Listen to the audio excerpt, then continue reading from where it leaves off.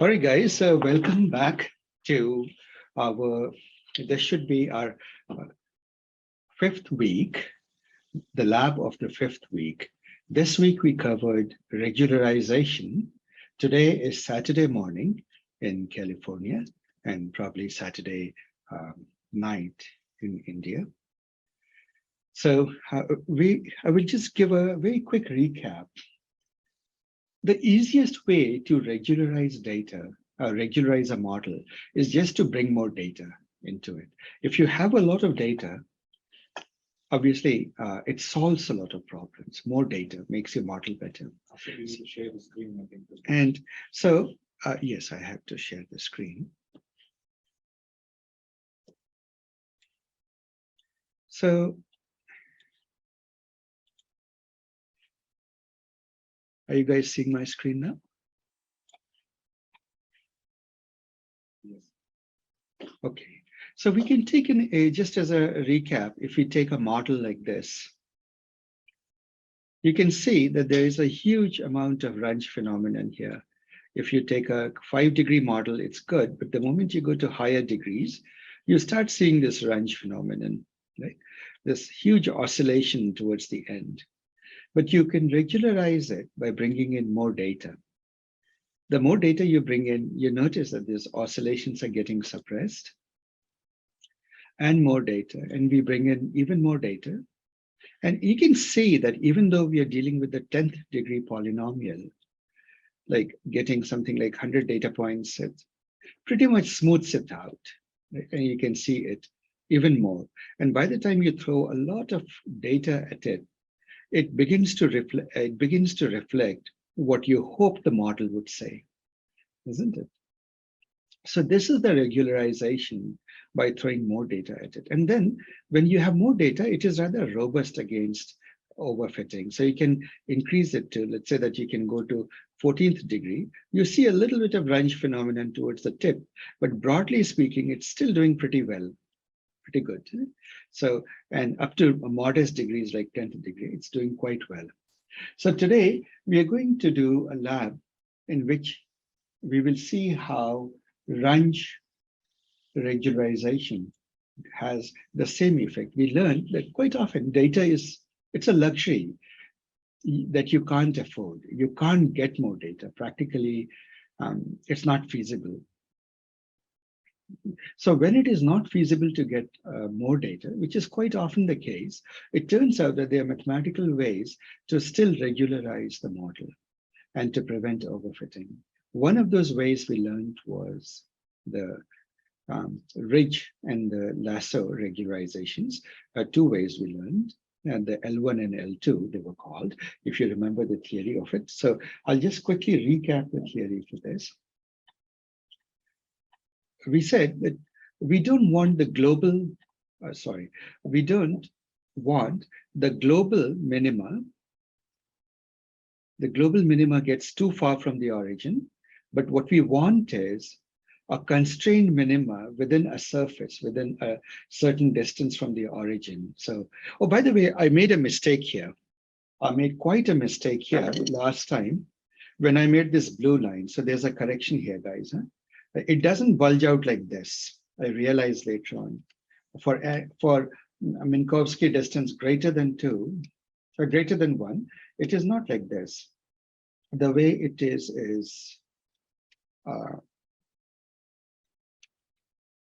let me see. Yeah, so the asymptotic limit is, it's a square. It goes where this is n is equal to infinity. But what happens is, as you increase n beyond the circle, it just develops more and more bulge. It will become like this. Right? It begins to approximate more a square, not that flowery shape that I built. That didn't make sense. This is the Minkowski norm. So now in constraint optimization, what we are basically saying is we will stay within a certain distance from the origin. We'll make sure that the coefficients don't blow up. And whatever solution comes there is good enough for us. So you may say that, well, don't you lose some optimization, you don't lose because you're training the model on a part of the data, sample of the data called the training set. If the data is sparse, it is overfitting to that. So you don't want it to learn too much. You want it to learn enough because you know that the test data may look quite different. Right? And so that was the whole theory for that. I wouldn't go more into that now because it can be a long session. So we'll do this. Today, we'll do a lab on this. Now, just as a preview, if you want to understand this lab, you should have done all of these notebooks, which I trust you guys have done. You know what range phenomenon is, and so forth.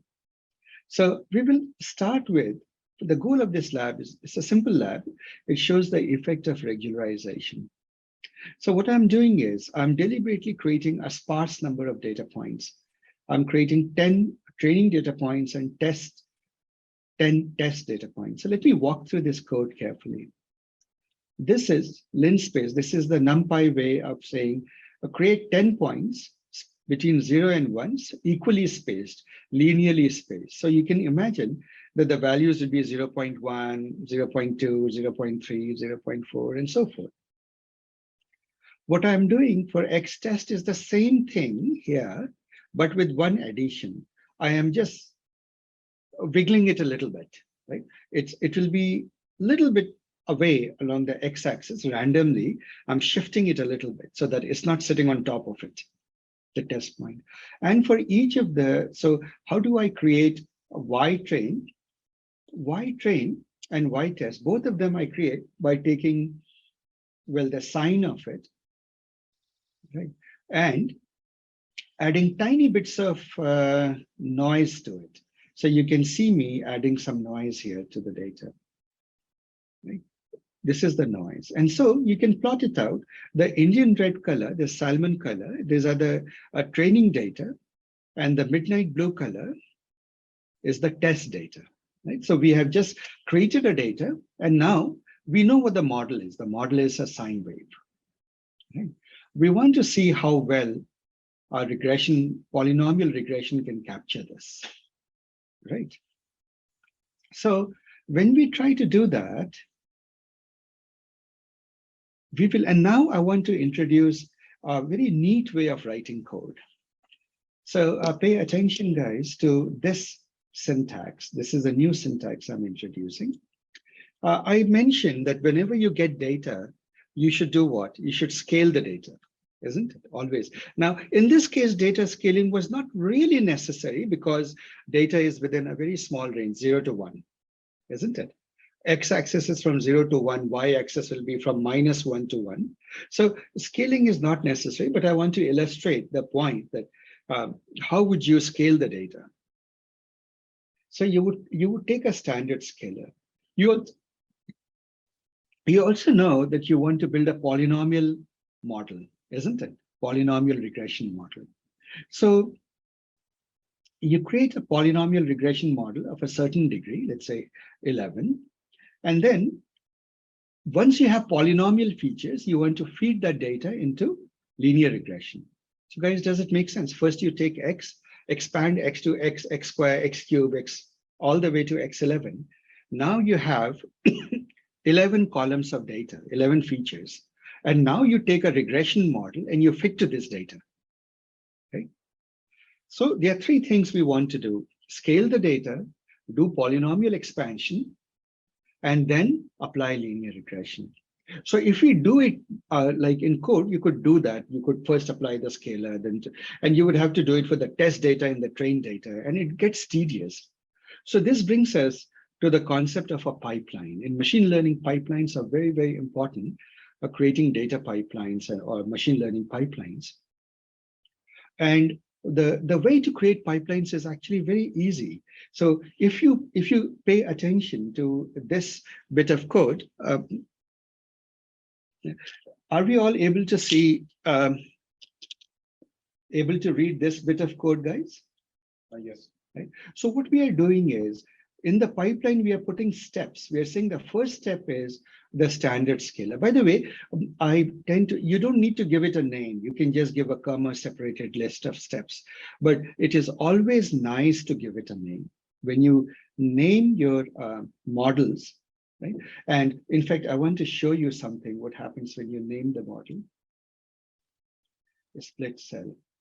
And I will just run this part. And you can just say model. Let me just do one more thing here.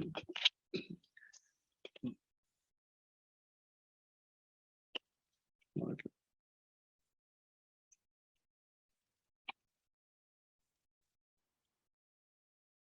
Do you see that it points out in detail what your pipeline looks like? Right. So then you need to fit your data. You need to train the model on your training data. You remember that in scikit-learn, the method is fit. So observe how the model, the pipeline has the same structure as what you're familiar with linear regression, right? This is the uniformity in scikit-learn. It makes it very easy. You can pretend as though you're just doing linear regression, but actually what you're doing is you're executing this entire pipeline of steps. I would strongly advise you to become familiar with the syntax. It's surprising, actually, when I look at people's notebook, or if you go to Kaggle and different places, how infrequently people utilize pipelines. Right? But once you get used to pipeline syntax, you should invariably use it, because all of these things are necessary. For example, scaling the data. Now, one thing that which we didn't have missing value, but you can have missing value imputation. What do you do if the certain values are missing? Right? You need to handle that. So there are many pre-processing steps, and then you build a model, right? So all of those you can make into a pipeline, all right? Pre-processing steps into a pipeline. And then the pipeline behaves as though it is the model. You can fit to the data, which is what I'm doing. You notice that I'm fitting to the data. But then if I fit to the data, I know that the coefficients belong to the regression model, isn't it? So how do I access that? You can do model, and this, please pay attention to this crucial line here, model.name steps. So all the steps are there in a hash map because you made this hash map. Do you notice that? This is your map. Key value entries are there. So you can say named step, and you can give the name of the step and say, give it the coefficient. So it will produce the coefficient. Now we took a model of 11 dimensions. So how many coefficients should we expect? Anyone? How many coefficients would we expect? 12. 12, yeah. Because we also have the beta naught, the intercept, right? And sure enough, you'll see that these are 3 rows of 4 coefficients. Now, observe something quite carefully. Do you notice that these coefficients, some of them are significant, but not too large, but they are still large. This is 10, 8.9, isn't it? This is -3, this is -5, and so forth. This is +5. No, well, not +5. This is 10 to the -2, actually. So no. So I take this back. Actually, most of these coefficients are small, relatively small, but not. But you'll see something interesting when you plot it out. Asif, I think in cell number 75, line number 2 is wrong. X test is equal to X test dot reshape. Oh my goodness! Yes. I did screw that up. Thank you for pointing that out. Let's go fix it and rerun this whole thing.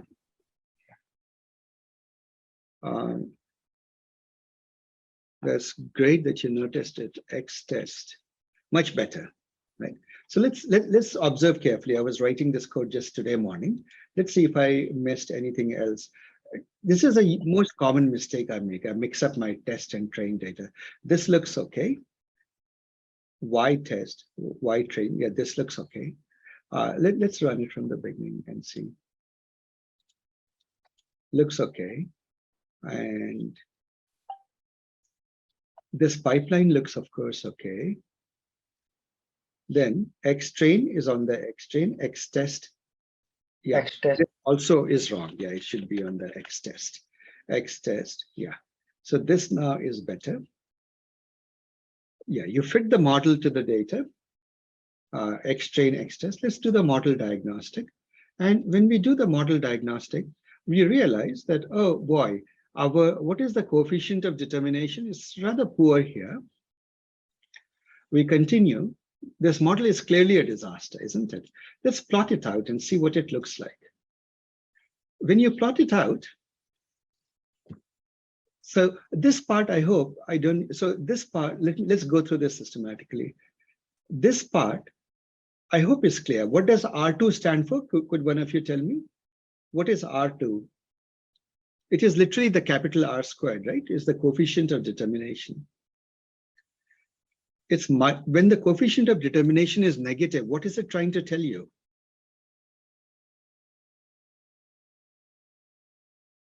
It means that you're worse than the null hypothesis, isn't it?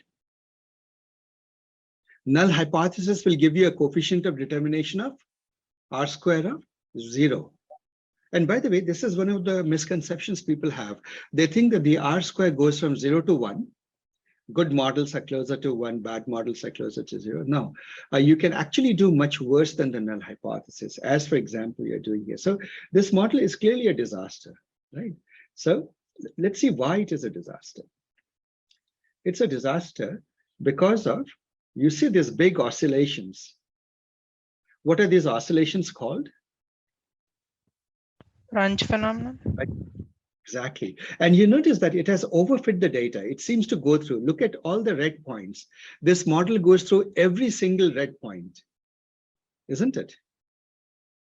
It is going through every single of the red points.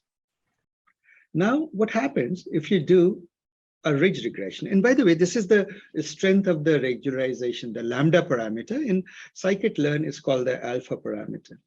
Let's try it. And the point is, you should play with it. By the way, guys, this notebook is on your website, and your class, we will do a lab. I want you to play around with the alpha values and see which is the best alpha value, right?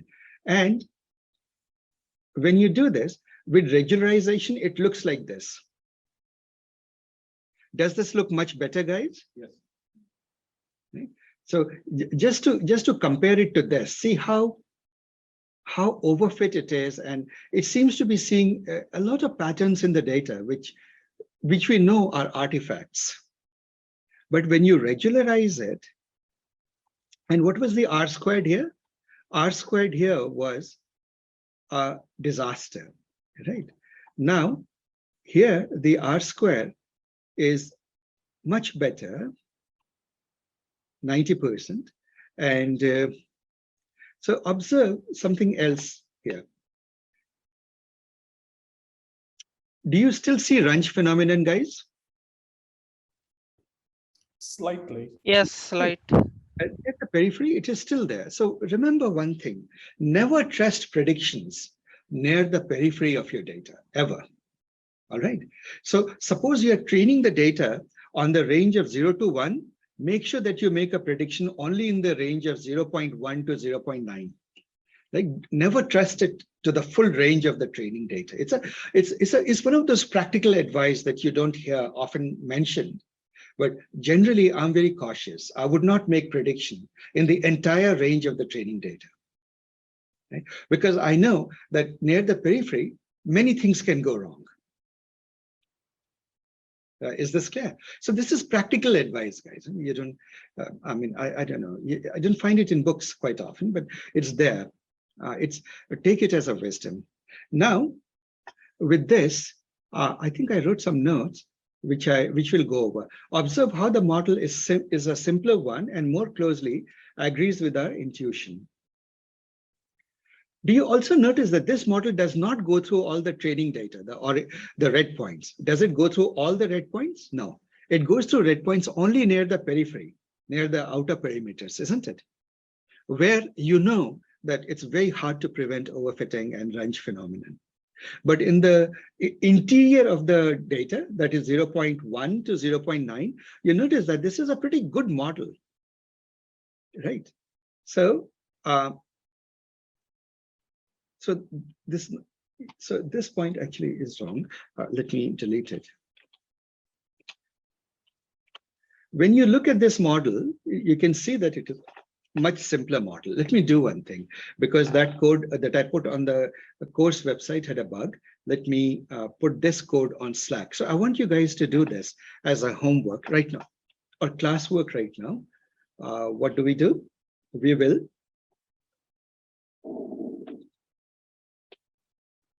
upload from your computer documents. Oh boy. Comprehensive intro, and this is called regularization.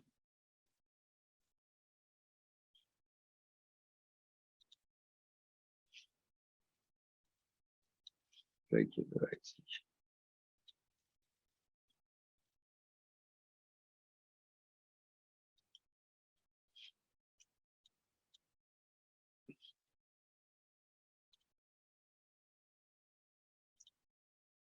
So guys, let us do an experiment.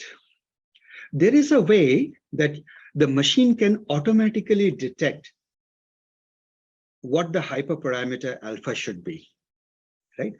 It's a very simple technique. You could have done, and I'll mention what that technique is. Instead of saying reg is equal to this, you could have said, let me comment it out, and you could have said reg is equal to ridge regression. Reg, CV, cross-validated, and let it find out the best alpha. When it does that, right, it will come up with something like this. You would hopefully agree that this is actually not the best model, isn't it? Here, cross-validation is not giving you too good a result. So I want you to do one thing, play with it. So this line I'll comment out. Go there. In your code, which I put it on Slack, run it with different values of alpha. Okay. Try alpha is equal to, so the values of alpha to try are, let me just say,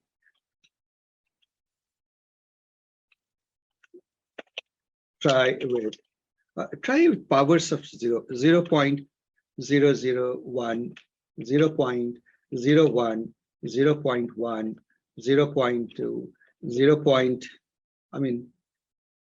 3, 0 0.4, 0 0.5, right? All the way. Play with this, guys, and tell me which alpha gives you the best results. As if I thought alpha is the lambda kind, Yes. so I thought it is from minus infinity to infinity, it can take any value. But after seeing your values, it's look like it can take only from 0 to 1. Yeah, the is the regularization constant. So you always give it a positive value. Okay, got it. Another way to think of it is it's related to the radius of your circle, remember? Yeah. So you don't want the radius to be negative. It is related to that. Basically, it controls how that will be inversely related to the radius of your. Then why it cannot be greater than 1 then? You can make it greater than 1. So go ahead and make it 10. See, play around with it. Got it. Yeah. Play with it, guys, and tell me what is the best alpha that you like. And each one of you tell which is the best alpha you like.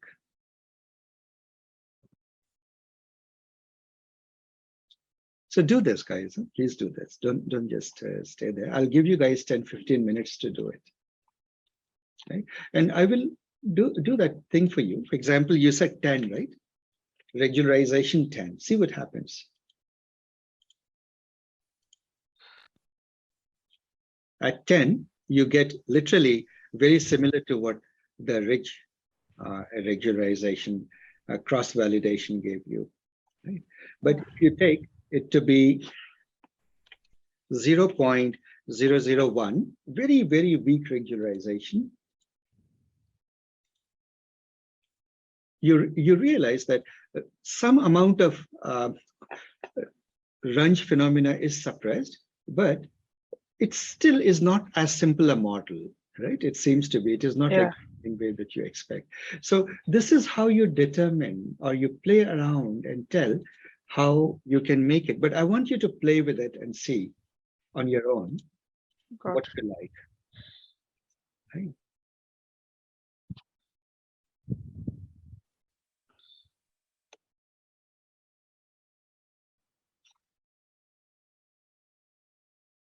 Play with it, guys, and tell me what is the best alpha you find. I shouldn't give you the idea. Asif, if you don't mind, can you drop the other command which you wrote now only, that rich CV also? This one, you want me to put it on the Yeah, Slack. Slack? Okay, sure. So that is cross-validation is a topic that I will talk about at some point.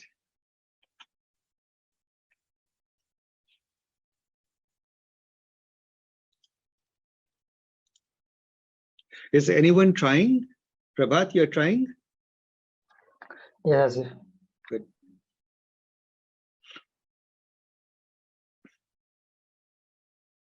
Find out the best value of alpha at which you like the solution.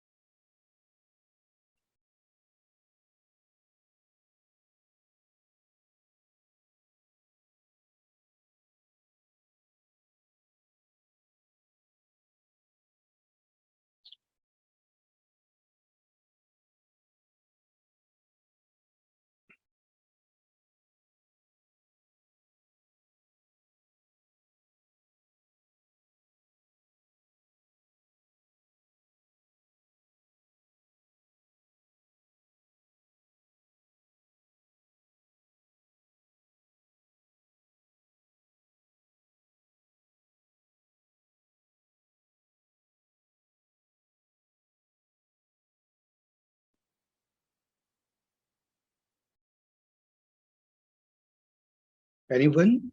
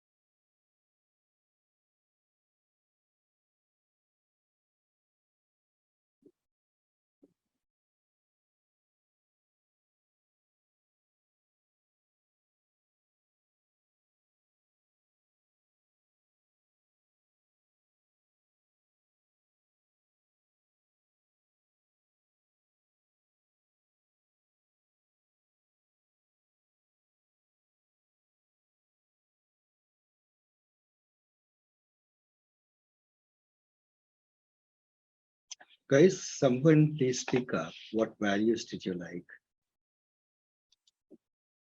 I'm not seeing any submissions here. Asif, so I tried my adjusted R square after adding 3-4 zeros. It basically fizzled out. It's in the sense afterwards there is no use. And after that, even though I tried, right, the graph almost looks similar after adding more than 4 zeros to be true. At more than 4 zeros, means you're not regularizing at all. Yeah. So it's like at 3 or 4 zeros, you get the max at what you might get then. Yeah. I think so look at your R squared coefficient of determination Yeah. and look at the plot. Where do you feel that the plot is smoothest and best fits the data? First time I felt like R square is showing very wrong after seeing the plot. I think at Fairfax it's very bad. In the middle, it was really good. Yeah. What about this one? Can you guess? Do you notice? Would you say that this is the best way? There is no oscillation, nothing. Can you guess what value I put? I can see you have put 0.5. So I was thinking, how can this can happen? I thought the lesser the alpha, it's better, I thought. I don't think I put 0.5, but you can try 0.5 and see if it helps. Yeah. See, guys, the whole point is you discover the answer on your own. If I tell you the answer, then you don't learn the data science is all science is experimentation in the lab, guys. This is your lab. Experiment and find out what works. If I tell you, then what happens is you'll not develop your own skill.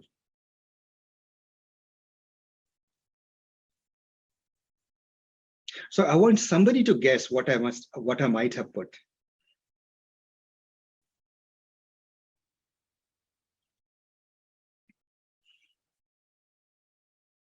Is anyone trying? Prabhat, you're trying? As if I am facing with issue with latex. Disable LaTeX. Go to the file support vectors common and disable LaTeX. Use LaTeX is equal to false. Use text is equal to false.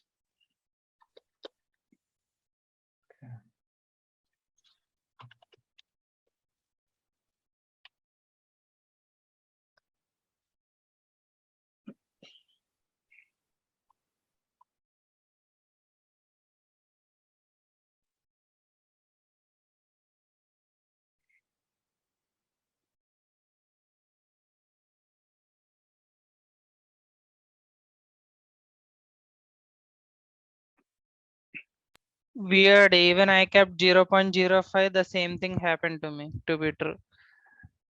What happened? Almost a similar graph as you. I still have range phenomenon at the first red point, but at the end it made smooth like this. Yes. Weird. Hey, if I don't mind, can I see your coefficients? No, why not? The whole point is no. You have to try and discover it yourself. No. I'm not asking to see Ridge what the value you give. I want to see the coefficients of those 11-degree polynomial. Okay. With my coefficients are here.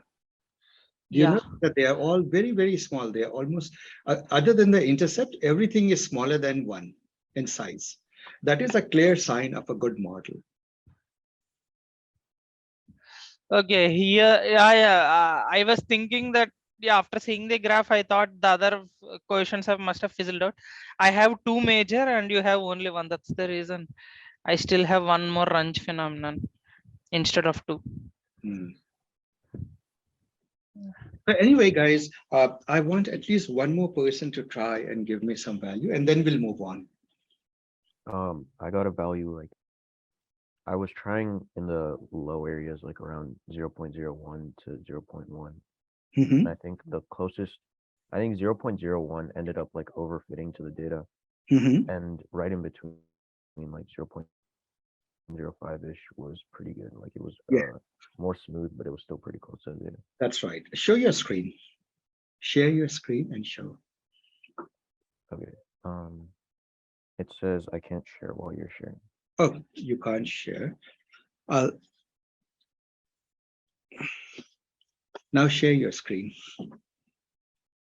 So I started off with 0.01, Yes, and if I run it, you can see like it yeah, kind of goes really close to these points, and you see like this kind of bend still right here. overfitting. Yes, still Yeah, over. it's overfitting. And at 0.1, Will it's slightly over. Yeah, it's still. like these are kind of out and these are farther out. Hmm. Um, It has over damped. yeah, and at 0.05, it's very smooth and the points are pretty close. That's right. So 0.05. I was wondering like about this side. It's like this tail is Yeah. So it's see, what's it this called? is Yeah, what I close said, by. that close to the periphery, all bets are off because polynomial regression, the Runge phenomenon is so strong that somewhere or the other you will have. You shouldn't trust the data near the periphery. But if you forget the periphery and you look at in the region from 0.1 to 0.9, you will see that your model is doing very well, isn't it? Yeah, the fit is very good in like this general area. Yeah, so it depends because it's a random variable. What you should do is try, in your case, try 0.65. Just play around with it. 0.065.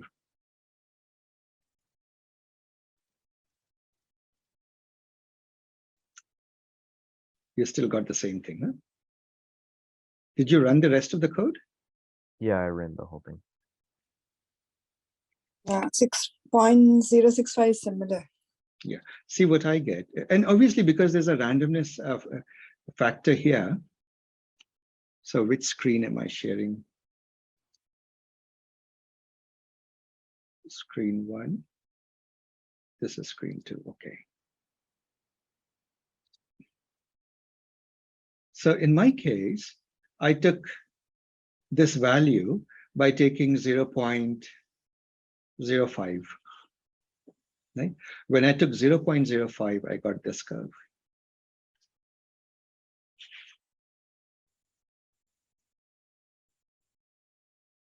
Remember, these are random points and random initialization. So your values will slightly differ because your data is different from mine.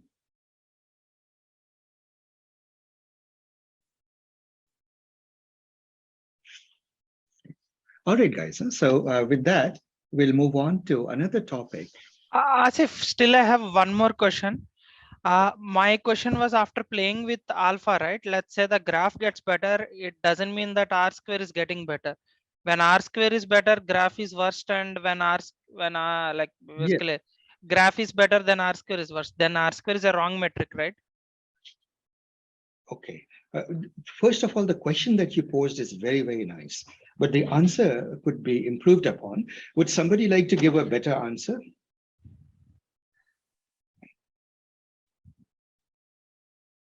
Remember, what did I say about the different metrics?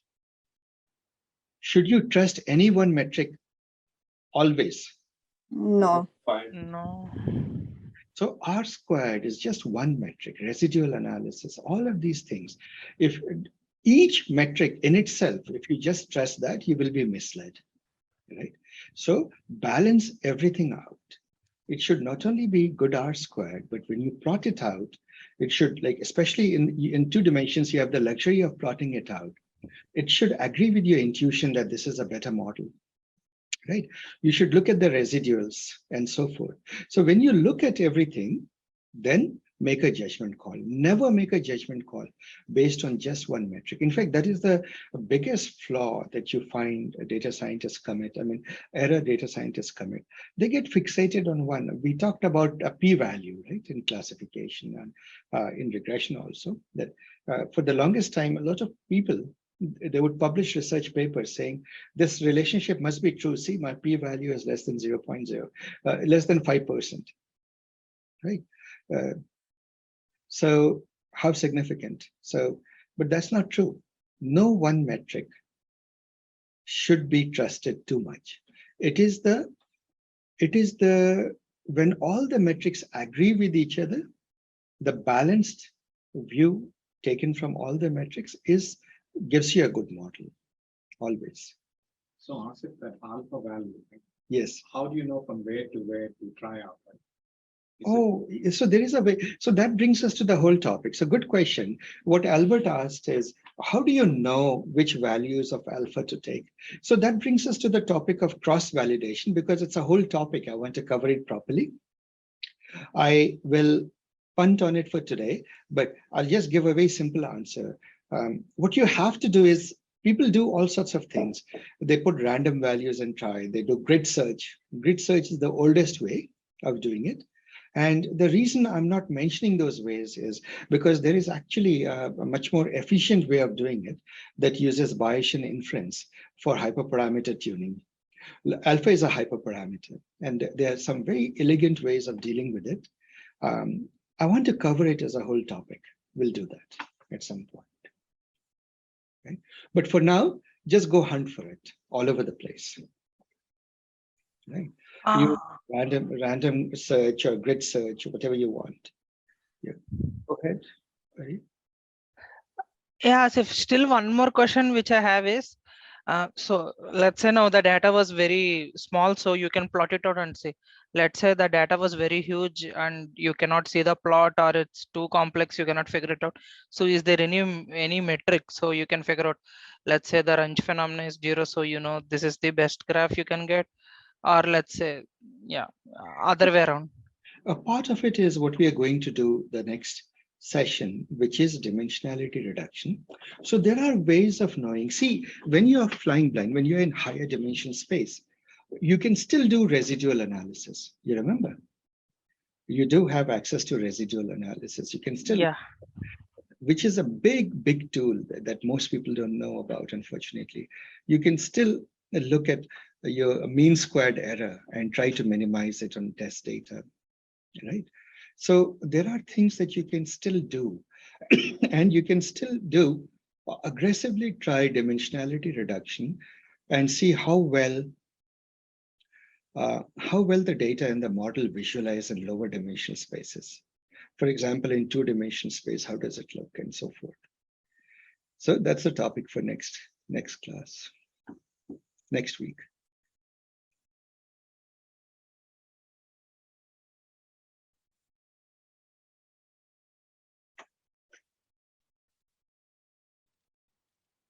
All right, guys, so if we are done, I would like to move to another topic today, which I thought I would cover.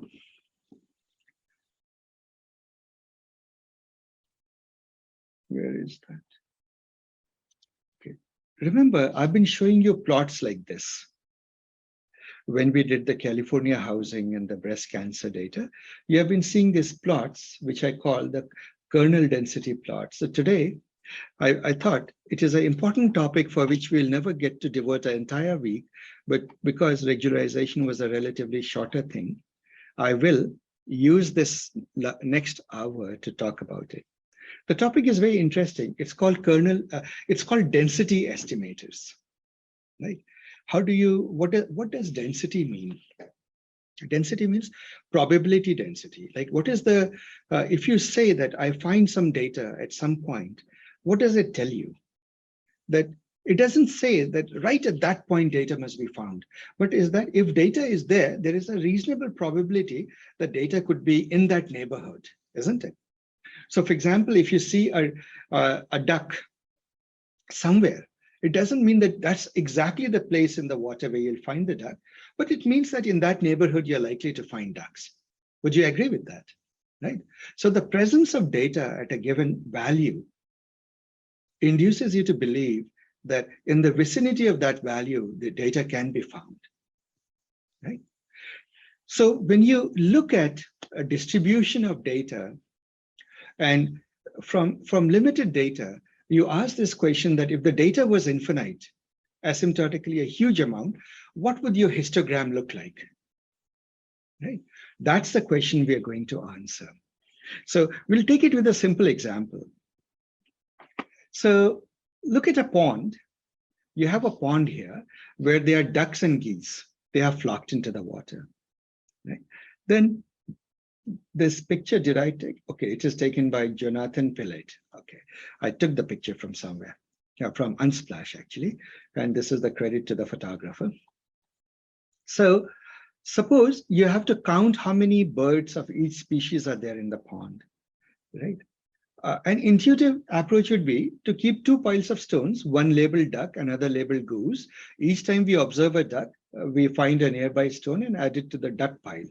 And likewise, when you see a goose, you add it to the goose pile, right? So then you'll end up with two piles of stones that will give you the number of ducks and the number of goose. Make sense, guys? As a kid, if you were counting, and so let's see how many geese do we find? 1, 2, 3, 4. How many ducks do we find? Lots of them. 1, 2, 3, 4, 5, 6, 7, 8, 9. I think I count 9 or 10, something like that. We'll find out. 11, actually 11. Where did the 11th one come from? 1, 2, 3, 4, 5, 6, 7, 8, 9. Oh, 10, 11. Yes, 11 ducks and 4 goose. So if you recall, we can plot it out as a histogram, right? Now it's a bar plot. I count how many ducks there are, how many goose there are. I deliberately made it in the horizontal axis so that you could see the comparison much more. 4 versus 11. So now if I ask you, suppose you see a bird in the pond, what is the probability that it is a goose? What would you answer? 4 divided by, so basically number of goose divided by number of goose plus number of duck. Exactly. That would be divided by the total. It will give you the probability of a goose. And likewise, you can have the probability of a duck, isn't it? When you divide it by the total, you would say there is a 73% chance that it's a duck and about 27% chance that it is a goose, right? Simply by dividing it. So you are going with a hypothesis. You're going with the hypothesis that this sample of data that you're looking at is representative of the population, isn't it? Means it has been taken from the population. Okay? The word people often use, it's a technical word, they say IID, right? So the presence of a duck is independent of the presence of other ducks and goose in that pond, in that sample. So each data point is independent and identically distributed. It means they represent the same underlying reality that the population does, the population that you can't see, isn't it? And what we are trying to do is, by looking at the sample, we are trying to say something about the population itself. So the best we can do is, if we were to trust this sample, we would say that the probabilities are like that, right? Now, all I've done is divided it by the total to get the probabilities. Now, what happens? Consider a univariate variable whose values are continuous. For example, people's heights are continuous, isn't it? Weights are continuous. And which is why when you stand on the scale twice over, you get 2 different values quite often. And they are fractional values if your scale is capable of fractional values. So suppose you create a histogram. What do you do in the histogram? How do you show the frequency or the likelihood of a value being something? The easiest way is you first discretize a continuous variable, weight, or age. So you may say, well, instead of taking age down to the second, a millisecond, what I can do is I could say age by years, 1 year, 2 year, 3 year, 4 year, and so forth. So what have you done? Let's say that the human age goes from 0 to, let's say, 140, right? I believe that's about the age of the longest living known person or recorded person. So 0 to 140. So what can you do? You can make 140 bins, discretize it, bin it, right? Or you could say, well, maybe I'm looking at below 25, between 25 and 50, between 50 and 75, between 75, 100, and so forth. You can choose the size of your bin, the discretization or quantization intervals.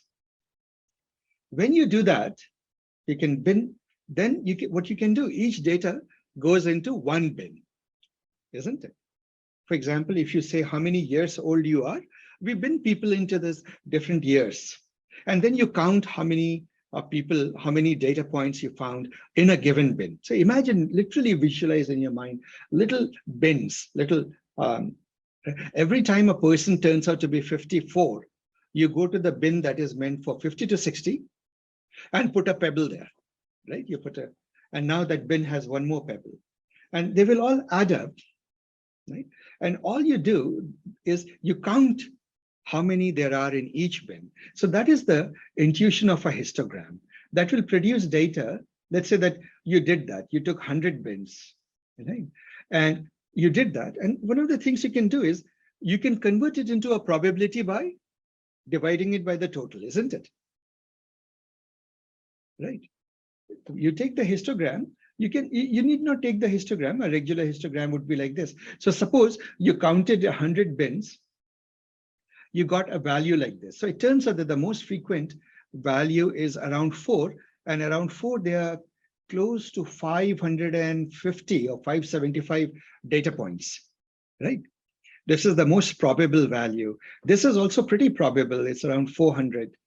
A little shy of 400. So these are probable values, whereas -2 is very unlikely, +6 is rather unlikely, right? So you have, looking at this, that if you divide it by the total, you will get the probabilities, right? You'll get the probability, that is it, probability density. So the way to do that is, fortunately, matplotlib makes it very easy. If you say density is equal to true, it will make it into a probability density. It will automatically divide it by the total for you. Right. So when you look at this data, just ponder over this data. It gives you the probability of value being between belonging to a certain bin. But as you look at this picture in your mind's eye, you can easily see the outlines. If you look at the silhouette of this graph, see where my mouse is going. Can you imagine a continuous,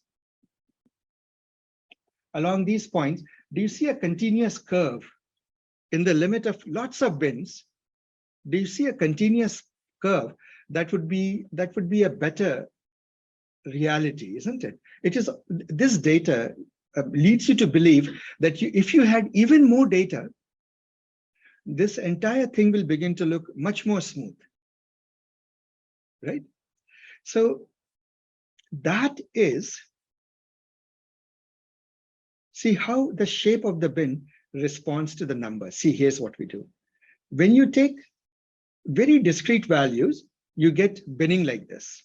You decrease the size of the bin, it begins to look like this, the blue one, the middle one. When you decrease the size of the bin, and so increase the number of bins, what does it do?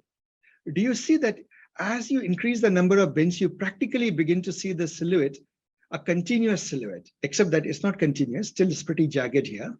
But in your mind, you can see that if there was infinite, lots of data, far more data than you have, this would perhaps be a continuous curve, right? So that continuous curve is called the density estimator. What is it trying to tell you? What does this sample trying to tell you about the entire population? Right? So that is where going from discrete to continuous is what we'll do. So the idea is this. You assume that if I find a data somewhere, it is trying to say that data can be anywhere in that neighborhood, very likely, more likely at that point. And as you go further and further away from it, perhaps less likely. The probability decays of finding data the further you go from that point, isn't it?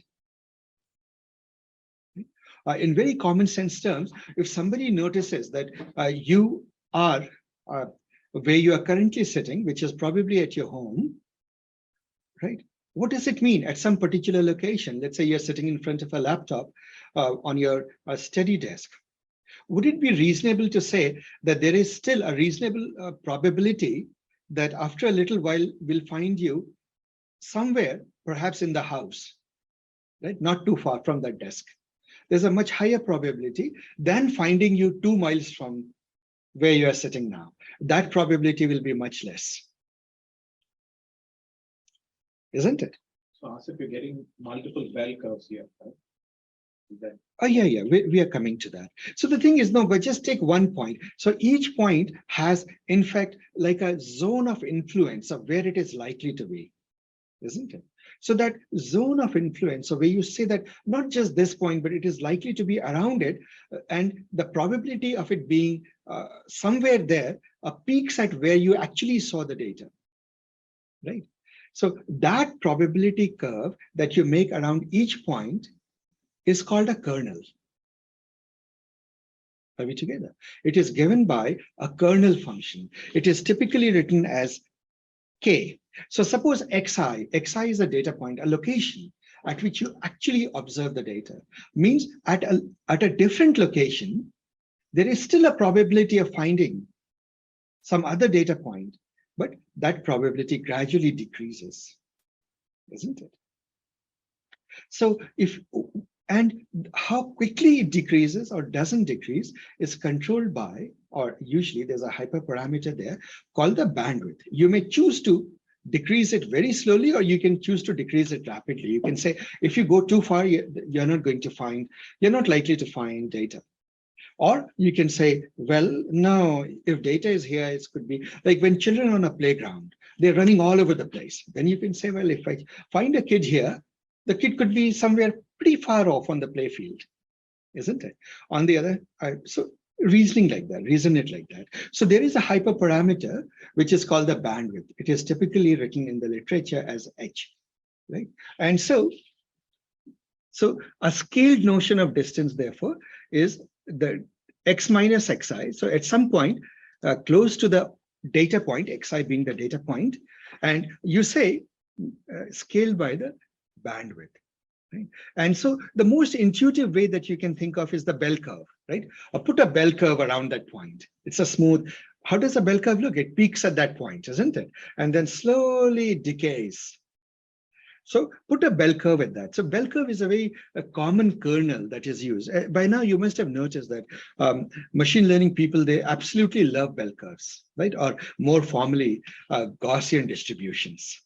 A Gaussian distribution or a normal distribution, but we'll just call it a bell curve.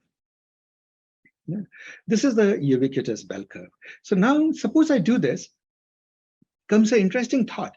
Each point that I find, I put a little kernel there. Right? So when there's so many points, 1,000 points, I will have 1,000 kernels, 1,000 little bell curves. And so if at a given value of x, arbitrary value of x, I will have probabilities or the influences of each of the points, each of the 1,000 points, isn't it? This point is saying the probability of finding a value here is 0.3. This point is saying the probability of finding a value here is 0.1. So what is the total probability of finding a point there, data point there? 0.3 plus 0.1 is 0.4, isn't it? So they're additive. All of those probabilities add up. And that is what happens when you do that. So this is, of course, your bell curve. This is what a bell curve looks like. So this is a lovely kernel, right? It says wherever you actually found the data, it peaks. As you go away from the data, it sort of dies off, right? But it's not the only kernel. There are many, many kernels used in the literature. And I invite you to go find these kernels. One of them, exponential kernel, cosine kernel. So think of a cosine wave. What does it do? It also decreases from 1 to 0, isn't it? So you can think of a cosine, top hat. Then Ipanyshik, I'm never able to pronounce this guy's name. The Ipanychinkov's kernel is actually happens to be one of the, after Gaussian, it happens to be the next most common kernel used in the literature, right? So that's that. So you could use whatever kernel you want. Generally, what happens is the choice of the kernel doesn't matter so much. But given a kernel, all of these kernels will have a hyperparameter, the bandwidth, like how far the influence goes. And you have to play with that. And that bandwidth gives you a bias variance trade-off, right? As you'll see. So here, what I do is I show you the bell curve for different values of H, different values of the fatness of the variance of the curve. So if H is very small, you can see it's very peaked. If at H is equal to 5, you're saying, okay, the influence will go a little bit further. H is equal to 10, you're saying influence dies even more slowly. H is equal to 20 says, well, influence goes still pretty far, minus 50 to plus 50 distance, right? So what does it do to the whole kernel's plot? When you take, so this whole thing, by the way, you can say, can I compare these to each other? The same thing plotted here. I've plotted it to have relative comparison. You can see H is equal to 1 is very peaked. H is equal to 5 is the blue one, little bit more spread out. H is equal to 10, even more spread out. And H is equal to 20 has a pretty wide field of influence, isn't it? It's casting its net pretty wide. So when you use that to compute the kernel, one of the lovely things that you can do, but by the way, the beautiful thing is that these things come built in scikit-learn. It's in the neighborhood. This comes under the neighborhood methods. You're saying if a point is here, then in the neighborhood, you can find other points. So this is the kernel density. This is the introduction to the topic of kernel density. We choose a kernel of this, we take a bandwidth, and we fit the data to it. When we do that, right, you see that, and you can plot it out. This is a little bit of mechanics of the code. How do you do that? You create it, you create samples of the data, then you take the log density, and then you take the density. It turns out that Gaussian, this particular function will give you log density, and then you have to exponentiate it. The mechanics of that library, but then it looks like this. Now, guys, pay attention to this curve. For a moment, stare at this curve, and now think, does it faithfully, is this a good asymptotic limit of what these curves are tending towards? Right? As you increase the number of bins from the left to right, you come here. Right is this purple one. Would you say that if you had even more data, the asymptotic limit of it would have been this curve? Yes. Isn't it? And that is what a kernel density estimator does. It says, even though you don't have infinitely many points, but by taking a basic assumption, so that's your induced bias here, that if you find a data somewhere, there's a non-zero probability of finding data in the neighborhood also. Right? With that assumption, you can come up with a density estimator plot, right, without having infinitely many data points. Right? And so, but there is a catch here. There is a bandwidth parameter, which is the hyperparameter of the model. Let us see what it does. Here, for the same data, I've plotted out the kernel density estimator plot for different values of H. So when H is 0 means it is your plain and simple histogram. If data is there, count it. If just adjacent to it, there is no likelihood of data, right? So it is a plain simple histogram. This is exactly what you saw, that purple graph that you saw, isn't it? So look at the top left, and this is, would you agree that this is exactly the same as this, the rightmost, right? So when H is 0, when you're not applying any kernel whatsoever, you get this top right. But as you increase H, little values of H, do you see that it's smoothing itself out? Gradually it gets smoother and smoother, but then after a little while it over smooths. Do you notice that after a little while it is getting over smooth? So you look at the bottom right. What do you say about the bottom right? Bottom right is when this influence of a point is going pretty far. Means you're saying if this point is here, then very likely the point will be here, at so many places. So in that case, would you consider H is equal to 100 a good representation of the probabilities? No. You wouldn't consider that, You're right? merging the two. Yeah, that's right. So what happens is that these two represent the two extremes, the top left and the bottom right. They represent two extremes, and you have to use your judgment because it's a hyperparameter. You have to use your judgment to decide what is a good value, right? Where would you like to stop, right? And so if you had to do that, where would you like to stop? Like anyone, where would you like to stop? I would pick up 0.5, 0.5. 0.5, or maybe this one, 0.21. Look at this. 0.2. So it's a personal job, 0.25. Look at 0.25. Yeah, here is 0.25. 25. And look at this curve.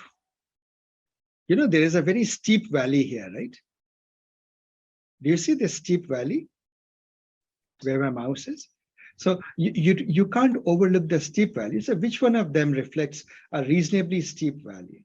0.25 does, and in the vicinity of it, you can pick one, a 0.17 or somewhere near that. 0.5, the valley is not as steep. Do you notice that? Right? Your valley is not as steep. Yeah. Oh, okay. Sorry. I picked up the upar wala curve. This one, right? Yeah, it's 0.25. Yeah, 0.29 I picked up. Okay, 0.29. Yeah, 0.25, 0.29. These are your reasonable ones. And there are no perfect answers, but that's a pretty good answer, right? At some point, you have to know, and this is the thing with the hyperparameters, you can then cross-validate. You can take a test data and see, are you seeing a similar distribution, or the probabilities are working out or not? So this is the concept of kernel density estimator. And all of these plotting libraries they give you. So now let's go back and look at the auto data set that we played with. In the auto data set, you have all of these histograms. Do you remember? Right? The horsepower, how does the probability density of the horsepower, et cetera, as histograms. So the logical thing to do is what? To now convert these things to kernel densities. And so when you convert it to kernel densities, they look like this beautiful curve, which in some sense is more informative than just histograms. Would you agree, guys? So let me put both of these together. Would you feel that kernel density estimator is in some sense capturing the information conveyed by the histogram, right? And that is its value. That is its value. And you can then superimpose, you can also do the kernel density estimator by some categorical variable, like for example, the origin, country of origin. Is it an American car? Is it a European car? Or is it a Japanese car? These are the three origins, if you remember in the auto data set. So you can you can split out the kernel densities by specific categorical values. But you can also do multidimensional kernels, right? Two-dimensional kernels. The same argument applies, and it comes to beautiful plots. For example, if you look at horsepower and miles per gallon, what do you notice? These are areas, if you were to imagine, it is basically a two-dimensional plane and hills rising above it, right? Bell hills rising above it. So the higher the bell hill, the more yellow it is, right? The more bright it is, right? So this is represented in 2D plane as contour lines. So what does it show? Most of the cars are here. Would you agree? Most of the cars are this region, and this place, this bright yellow place, is, what is it? It is of approximately, well, in those days, it used to be 75 horsepower, and they used to give approximately 25, 30 miles a gallon, which, by the way, was a sensible car in those days, in the 80s. Right? People wanted high mileage. Gas was already getting expensive. If you remember, those were the years when we had one of the earliest oil prices, you know, the crisis in which oil prices were shooting up, gasoline prices were shooting up, and everybody wanted efficient cars. Then there's always the enthusiast crowd that wants high horsepower vehicles that doesn't give you too much mileage. So it would give you 14, 15 miles a gallon. Those cars are still there, V8. Right? So if you're one of the enthusiasts, like I tend to love cars, sports cars. So despite my age, so I have a car which is like this. Well, except that horsepower is not 150 anymore. My car has 600 horsepower, but it still gives about 13 miles a gallon, 14 miles a gallon. So this is another peak. So you can literally see a reality here. See, this kind of graphs speak a lot. They tell you that the bulk of the people are sensible people driving economy cars, like efficient, fuel efficient cars, right? And they don't mind the fact that the machines don't have high horsepower. It's good enough to run on the highway at 60, 70 miles, 80 miles an hour. Then there is the enthusiast crowd that likes, right, a little high horsepower machine. Do you see that, guys? So that was the reality. This is even today the reality, though the numbers have changed. The scale, which is going only up to 200, now goes up to 600. Right? So these are the contour lines for it. And you see the same kernel density plots. So I hope it gives you the intuition to these very, very useful plots called kernel density estimation plots. Now you know what they mean, right? Right. So a kernel is the zone of influence around a point. The probability that if a data is seen here, that it could have been just as well anywhere in the neighborhood of that point, isn't it? That's what it is. And so here we go. We break it up by categorical variables, etc., etc. And that's so questions, guys. This kernel densities are a beautiful concept. I wanted to give an hour specifically to this. So I thought we'll go over it. If the concept is not clear, please ask me. Kernels, by the way, are a big, big thing in machine learning. You'll come across in the next class. One of the big themes will be kernel machines, right? In fact, support vectors, well, you are here at support vectors. This is named after a kernel machine called support vector machines, right? The support vectors comes from support vector machines, one of the most beautiful algorithms that you have out there. Support vector classifiers, support vector regressors, support vector clusters also, that many people don't know. You can use it for. And we'll deal with all of that in the next workshop. And I am done. Questions, guys? That's it for today, and I'll take questions.